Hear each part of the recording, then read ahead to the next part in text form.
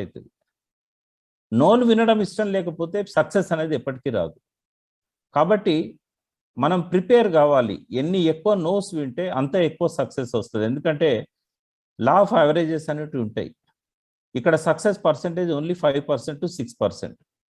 ఎవరికైనా అంతే ఉంటుంది. ఇవాళ కోట్లు సంపాదించే సురేఖ భార్గవ్ కూడా సక్సెస్ పర్సెంటేజ్ 6%.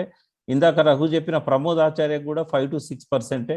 నాకు 5 to 6%, మీకు 5 to 6%. అంటే 100 మందిని మనం ట్రై చేస్తే 90 నుంచి 94 నోస్ వస్తాయి.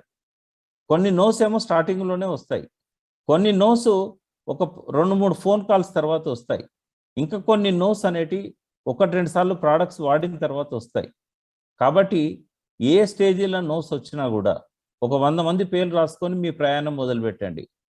ఆ 100 పేర్లు అయిపోయేసరికి ఖచ్చితంగా ఒక 6 నోస్ ఉంటాయి, 5 ఎస్లు ఉంటాయి. మనకు కావాల్సింది కూడా 5-6 ఎస్లే.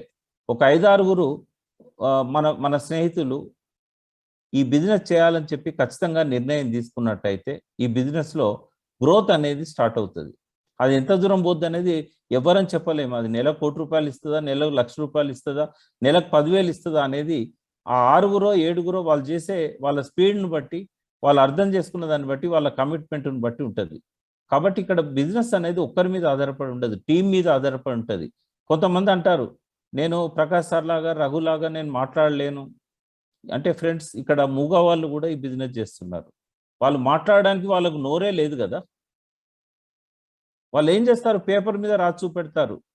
ఈరోజు సాయంత్రం 8 గంటలకు జూమ్ మీటింగ్ ఉంది, ప్రకాష్ గారు రఘు గారు మాట్లాడుతున్నారు, ఆ మీటింగ్ విన్నట్టయితే మీకు డబ్బులు సంపాదించే అవకాశం వస్తుందని చెప్పి ఒక చిట్టి మీద రాసి జేబులో పెట్టుకొని వాడు ఒక 100 మందికి చూపెడతాడు. ప్రతి శుక్రవారం, ప్రతి సోమవారం 10 మందికి 10 మందికి 10 వారాలు చూపెడతాడు. సో అది విన్న వాళ్ళు మూగవాడు చెప్పిండని చెప్పి బిజినెస్ చేయకుండా ఉంటారా? వాళ్ళకు నచ్చినట్టయితే వాళ్ళు బిజినెస్ చేస్తారు.